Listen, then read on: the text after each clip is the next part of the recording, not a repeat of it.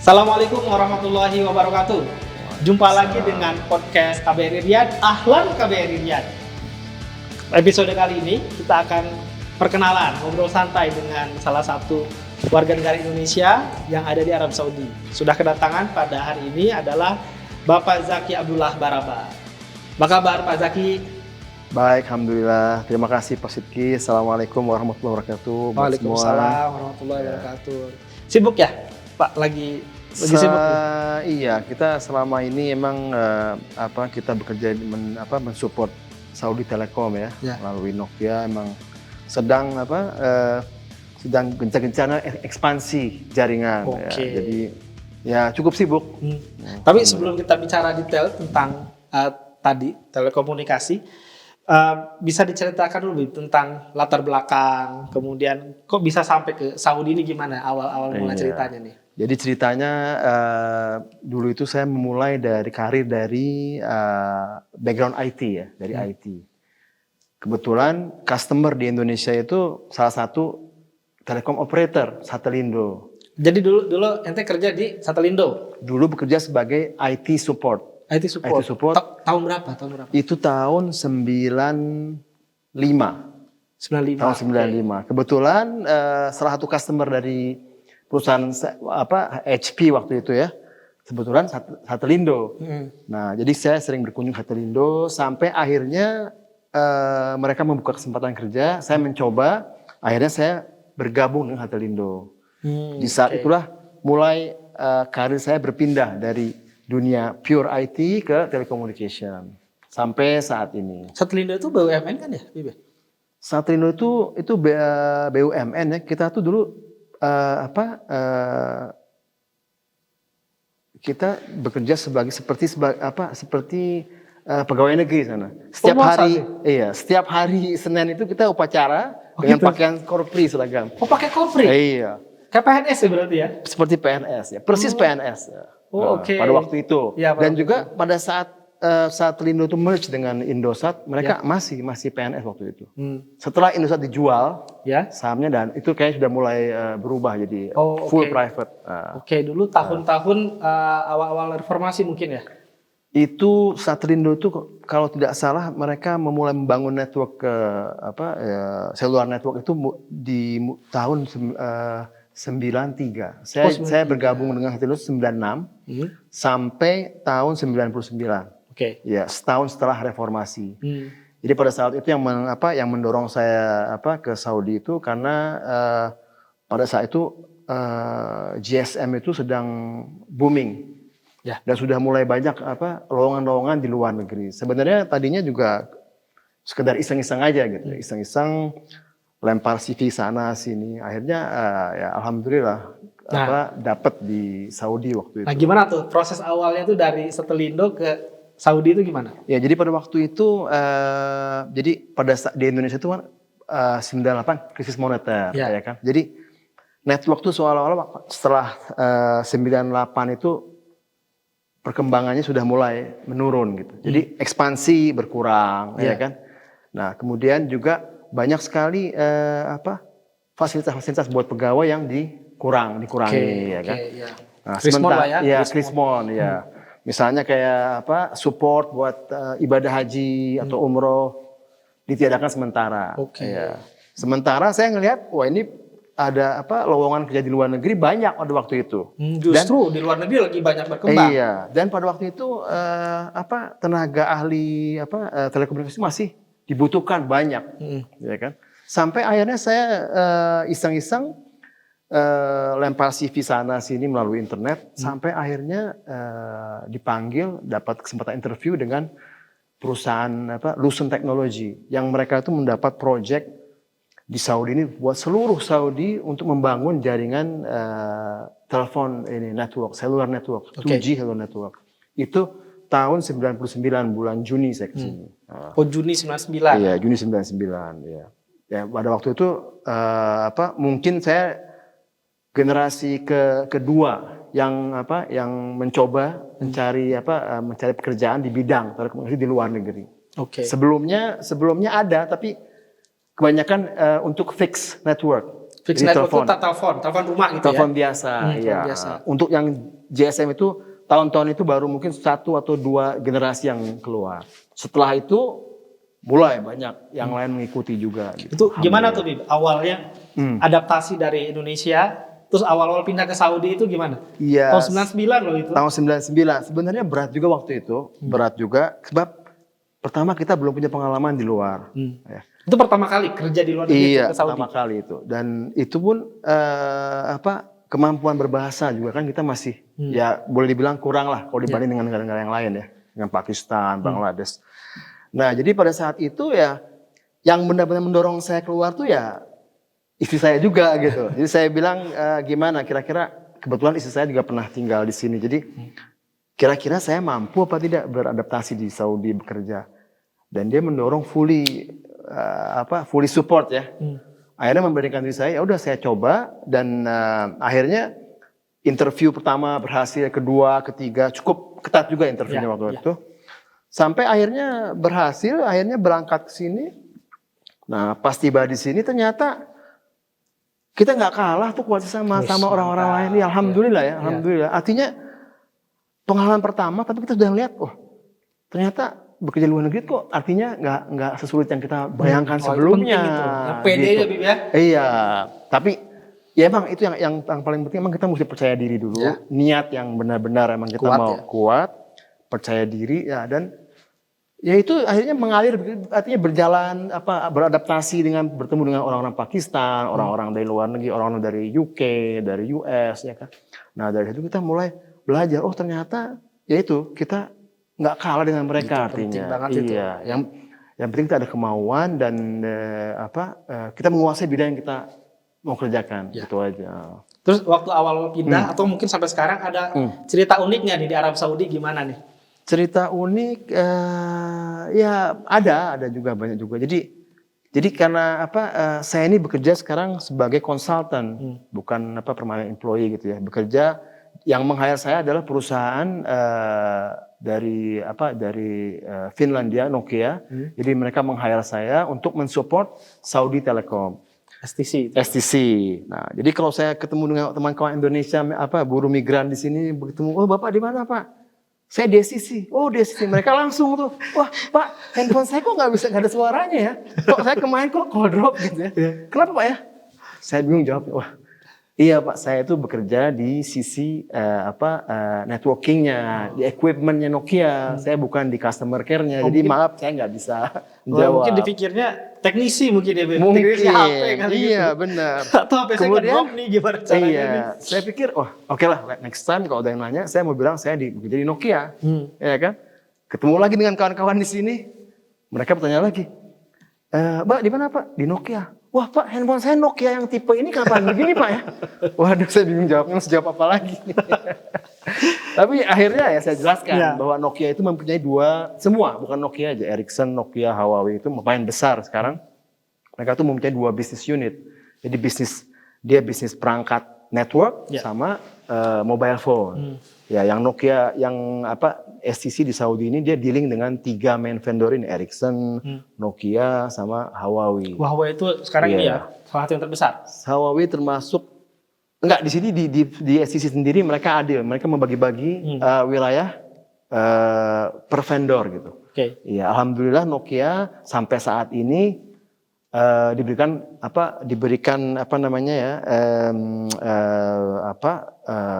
kepercayaan untuk menghandle Makkah, Madinah. Iya, jadi ya kita ini yang di Nokia ini kalau musim haji, musim Ramadan itu ya kita udah paling super sibuk udah. Iyalah ya. Iya. Terutama di 2 kota itu kan ya. Iya, ketika musim haji dan Ramadan orang kumpul di situ. Jadi mereka pengen jadi begini, jadi operator di sini mereka pengen jadi 3 operator di sini mereka berlomba-lomba menyatakan bahwa tahun ini haji tahun ini kita berhasil mengcover sekian ribu juta jamaah ya kan tanpa komplain nggak ada drop call only 1% semacam itulah. Drop call itu apa? Drop call itu kita kalau sedang kita sedang membuat komunikasi telepon gitu tiba-tiba terputus mati gitu. Iya, putus, nggak ada suara. Kita, loh kenapa ini? Kok nggak ada itu suaranya drop lagi? call. Itu istilahnya drop call ya. Oke. Artinya sambungan terputus. Oh, sambungan terputus. Iya. Oke. Terus ada beda nggak, Bim? Hmm. Pengalaman kerja dulu di Indonesia dan di Arab Saudi ini yang paling signifikan tuh apa? Perbedaan budaya kerja lah gitu. Oke, budaya kerja itu yang saya lihat tuh di sini artinya kita sebagai konsultan ya. Jadi di pandangan mereka kita tuh tahu segalanya.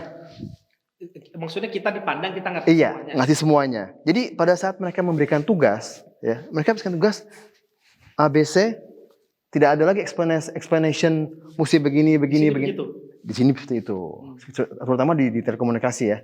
Saya mau begini, saya mau ini gitu. Jadi bagaimana kita memahami apa yang dia mau itu penting banget.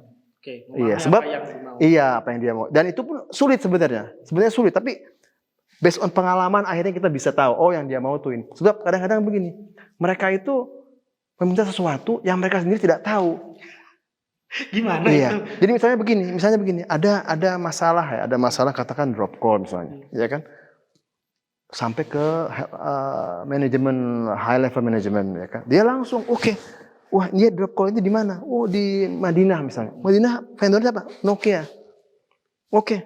Dia langsung menghubungi line manager Nokia sampai akhirnya ke tim saya atau saya sendiri.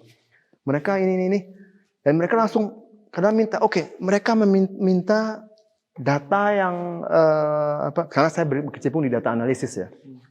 Mereka meminta data traffic call 24 jam untuk 30 hari ke belakang. Sebelum saya memulai, saya bisa untuk mengekstrak data, sharing dengan mereka, menganalisis bisa. Tapi saya bertanya balik dulu, ini data segini besar, mereka mau lihatnya gimana? Nah itu kadang-kadang mereka, I don't care, saya mau data seperti ini. Tapi kita sebagai support ya kita harus mesti fully support. Kita ambil, kita share ke mereka. Kita kasih poin-poin yang penting aja. Ini begini, apa ada di jam sekian, trafiknya tinggi. Nah nanti kita udah sampai sana, mereka balik lagi. Oh nggak perlu. Saya mau yang spesifik. One day, itu waktu itu harinya komplainnya itu hari Minggu jam segini. Tepatnya di daerah ini. Nah, lalu kita langsung kita drill down lagi ke yang lebih spesifik. Nah, jadi banyakan di sini request itu banyakan juga nggak jelas dan itu wasting time sebenarnya sih, wasting time. Kalau di Indonesia kita ada pekerjaan tuh sudah terstruktur. Jadi udah kelihatan, oh ini nanti yang diambil ini ya. Kita salah dikit nanya ke manajer kita, oh ini nanti mereka menjelaskan begini gini. Oh gitu. Akhirnya lebih cepat artinya, lebih cepat dan lebih mudah ya. Kita sama dengan bahasa yang mudah dimengerti ya kan, komunikasi Indonesia maksudnya. Iya, di sini kadang-kadang kesulitan seperti itu. Tapi kalau kita udah pengalaman menghadapi orang seperti itu, artinya ya akhirnya sih nggak masalah, bisa juga. Artinya sudah terbiasa ya, nggak masalah lah hal seperti itu gitu. Cuman di awal-awalnya memang kita agak kaget juga menghadapi yang seperti itu. Nah ini Habib ini udah pengalaman dari tahun 99 ya di sini. Iya. Di Saudi. Kalau misalnya buat ini mungkin pendengar kita nih ada yang ingin mengikuti jejak Habib lah. Sebagai konsultan telekomunikasi, kira-kira perlu mempersiapkan apa saja? Saran-sarannya gimana? Saya lihat dari pengalaman di sini itu yang sebenarnya yang paling penting itu adalah kemampuan berbahasa Inggris ya. Bahasa Inggris? Iya. Bahasa Arab saya di kantor itu di multinasional company ya kayak STC, Nokia itu 80% itu berbahasa Inggris. Oh gitu. Iya. Jadi bahasa Inggris aja. Bahasa Inggris itu yang lebih diutamakan. Ya bisa bahasa Arab ya itu plus lah ya. Nah, dan yang kedua itu ya kita mesti kita tahu memiliki skill dari pekerjaan yang kita inginkan gitu. Kita expert lah ya dibilang itu ya. Expert atau paling tidak kita punya spesifik skill buat itu. Iya. Nah, kemudian yang ketiganya lagi kita kejujuran juga. Iya, itu penting sekali ya. Sebab saya lihat di sini banyak orang-orang ya maaf ya kayak dari negara-negara kayak di mana di Pakistan, mereka emang pinter sekali dalam berkomunikasi, bahasa Inggrisnya udah luar biasa. Kita kalah. Tapi dari sisi kemampuan skillnya itu in average ya bisa bersaing lah. Sebab kelebihan dari orang-orang Indonesia itu kita tuh multi talent. Iya.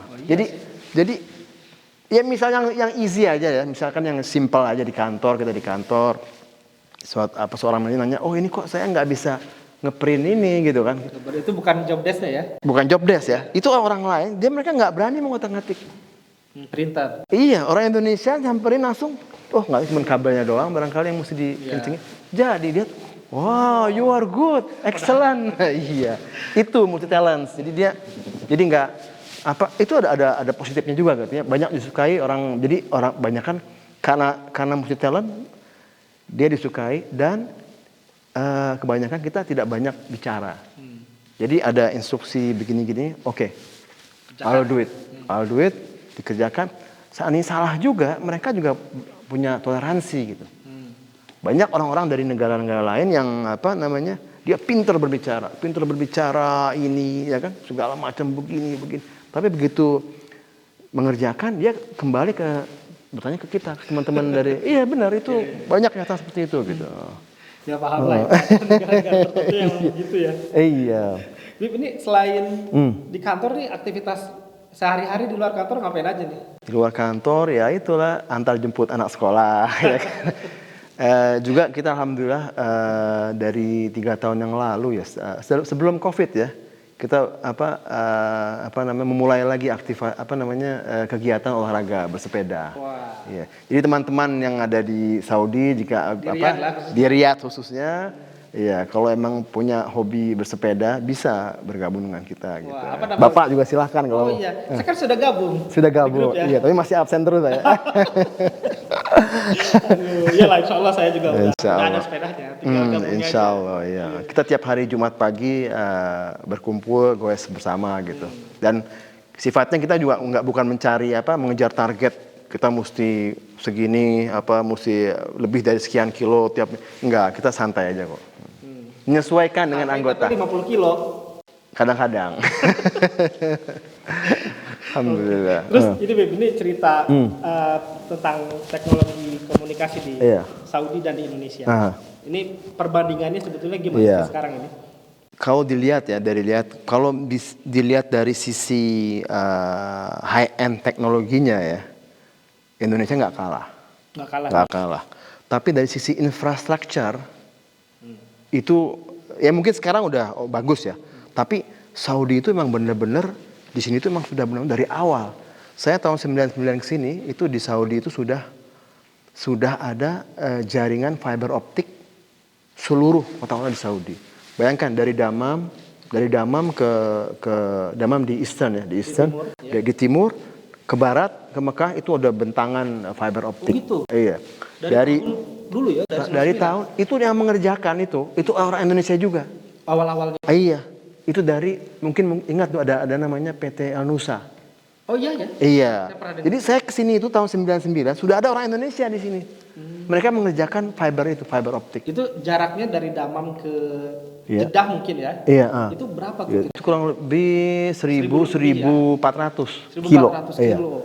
Dari Damam ke atas ke arah Sakaka. Itu border dengan Irak. Ya, Sakaka kemudian ke apa lagi tuh? Hafji.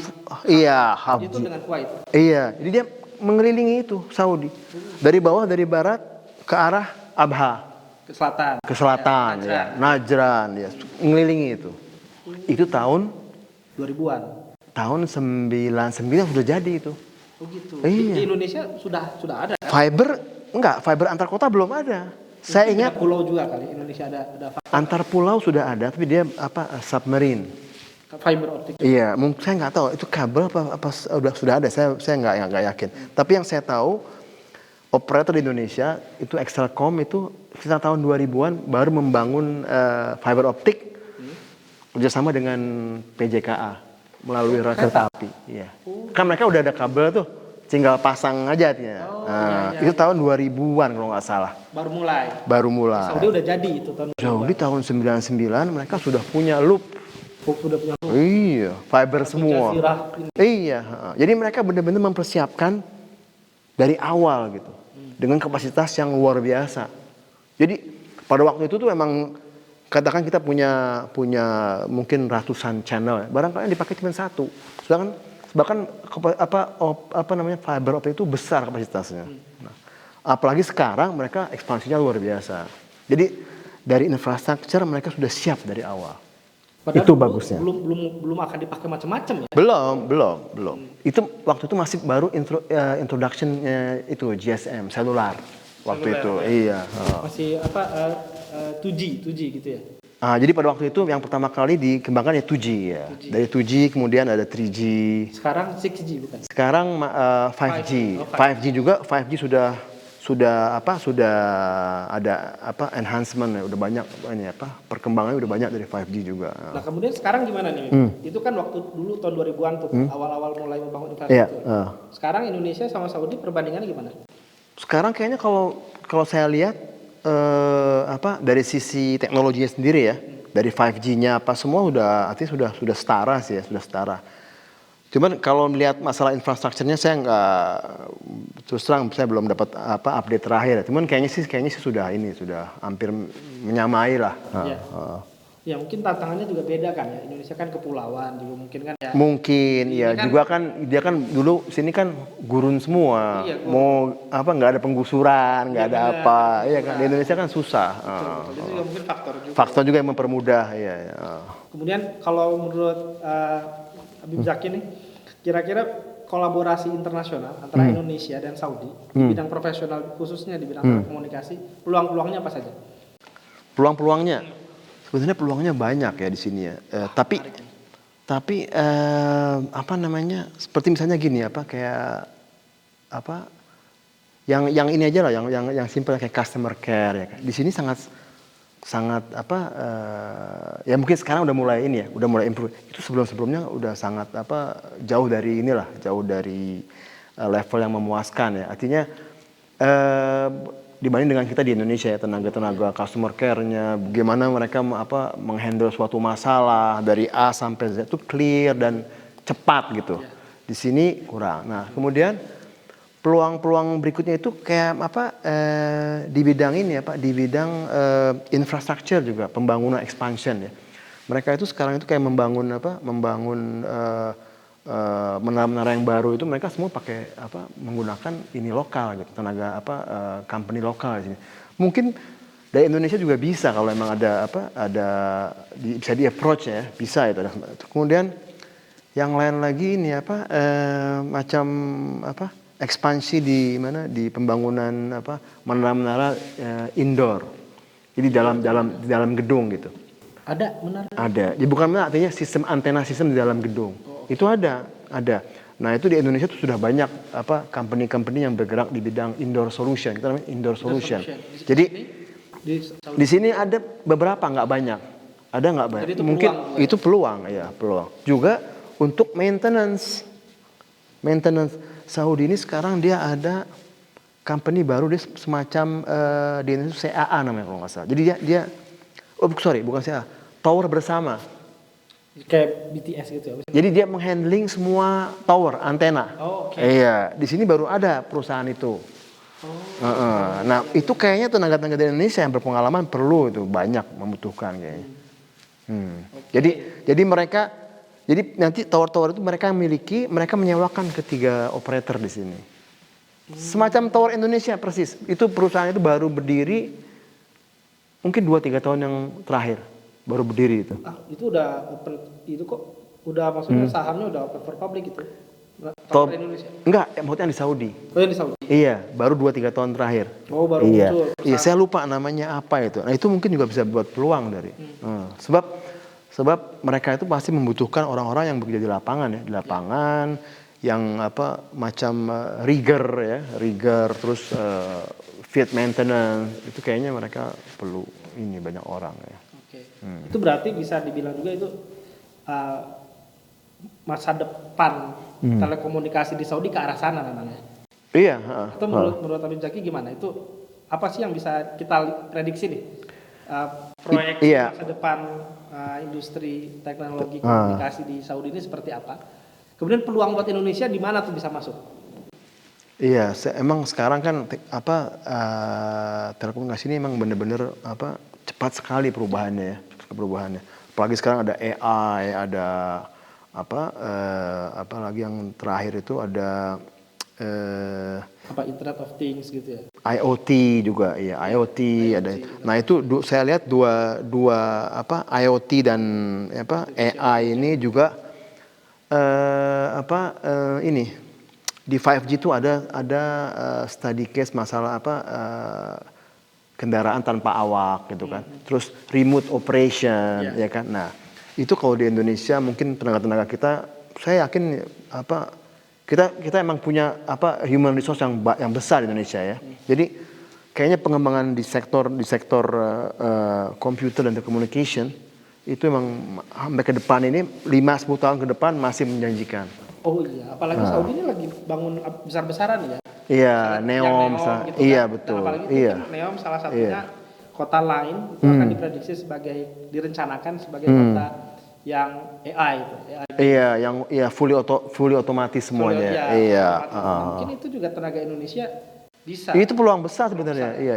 Jadi ya di bidang komputer AI sebab telekomunikasi sekarang udah mengadopsi computerized tuh udah boleh dibilang 90% ya.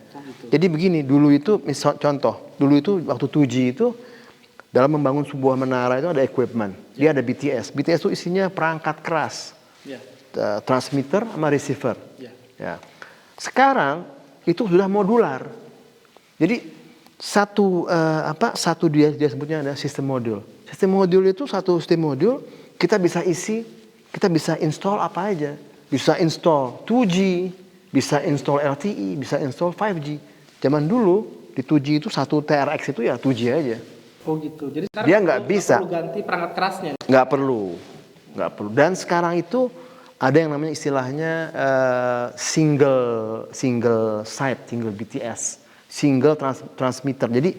Jadi kita beli satu equipment, terserah operator. Mereka beli license-nya apa? 2G-nya atau LTE-nya, ya. Jadi satu equipment itu bisa menghandle semua band di frekuensi di selular. Bisa. Dan itu ke depan bakal kayak gitu polanya terus ya? Bakal seperti itu ya, Jadi ke depan itu polanya gimana operator itu mendeliver high speed communication, high speed data. Ya. Jadi kalau kita katakan kita menciptakan operasi jarak jauh, ya kan itu mesti tepat waktu. Betul. Ya kan, tanpa delay. Nah itu 5G yang sekarang ini dia menjanjikan delay yang sangat rendah sekali. Jadi jangan sampai kita di sini melalui dengan kolaborasi dengan AI ya. Jadi artinya seorang dokter di sini mereka operasi ya, di sana gunting yang main gitu kan, ya. Nah jangan sampai kita di sini sudah begini, di sana masih diem. Ya, delay. Ya kan, jadi bagaimana supaya meminimize delay itu sehingga operasi bisa berjalan lancar dari jarak jauh gitu. Ini challenge-nya di 5G sekarang. Dan itu di situ peran teknologi telekomunikasi itu sangat benar. Iya, benar. Juga dengan kayak mobil yang tanpa awak, ya kan? Nah, sekarang kalau delay-nya tinggi antara hubungan antara mobil ini dengan menara dengan 5G base station, kalau delay-nya tinggi nanti si mobil bergerak dengan mendekati lampu merah, karena delay dia ngeremnya telat. Keburu lampu merah. Ya. Iya. Simpelnya gitulah ya. Simpelnya seperti itu yang gampangnya. Dan 5G itu menjanjikan high speed transmission. Jadi kita sebagai normal user kita nggak berasa emang pokoknya kita tahunya kita buka YouTube lancar ya. Wah ini makin menarik nih Bib nih. Ini pembicaraan kita, obrolan kita nih. Ini mungkin pertanyaan yang terakhir. Ada kira-kira pesan atau nasihat apa dari Habib Zaki, khususnya untuk profesional muda Indonesia yang akan berkarir di luar negeri, khususnya Arab Saudi dalam bidang telekomunikasi. Silakan Bu. Iya. Situ. Iya, jadi ya pesan-pesan saya untuk para tenaga di bidang telekomunikasi, pertama yang harus disiapkan itu adalah skill, ya, kemampuan skill, apalagi jika Anda memiliki spesifikasi yang khusus, keterampilan khusus dalam telekomunikasi ini ya. Jadi itu yang pertama. Yang kedua adalah tingkatkan kemampuan berbahasa, terutama berbahasa Inggris. Apalagi kalau kita punya kemampuan berbahasa Arab, itu akan lebih sebagai plus, nilai plus ya. Jadi kemampuan berbahasa Inggris itu benar-benar sangat dibutuhkan di sini, sehingga kita tidak kalah dengan tenaga kerja dari negara-negara lain ya. Karena komunikasi di sini 80% dengan customer, dengan dari sisi vendor, dari sisi customer juga kita menggunakan bahasa Inggris. Kemudian yang ketiga itu adalah kejujuran. Ini juga penting sekali sebab mereka menilai gimana kita menghadapi masalah, menyelesaikan masalah, cara-cara dengan cara yang tepat, dengan bahasa yang benar ya. Tidak ada istilahnya di sini tidak bermain tai chi lah. Tidak keda-keda. Tidak keda-keda, iya benar. Itu sangat penting sekali. Jadi 3 poin itu yang saya rasa yang penting. Dan ditambah lagi kita harus menyukai, mencintai pekerjaan kita. Jadi kalau kita mencintai pekerjaan kita, meskipun kita capek itu hilang gitu. Dan kita menyukainya dengan hati penuh gitu ya. Kayaknya itu aja. Oke. Siap. Terima kasih banyak Pak Zaki Abdullah Baraba sudah hadir di podcast Ahlan KBRI Riyadh. Jadi insya Allah kita akan terus menampilkan profil-profil tenaga WNI profesional di Arab Saudi ini supaya kita makin diketahui oleh publik. Banyak loh ternyata WNI di Arab Saudi ini yang bekerja di bidang profesional. Oke, demikian episode Ahlan KBRI Riyadh. Kita akan bahas apa lagi? Silahkan komen di bawah. Jangan lupa like, subscribe, dan share podcast kita kali ini. Demikian, Assalamualaikum warahmatullahi wabarakatuh.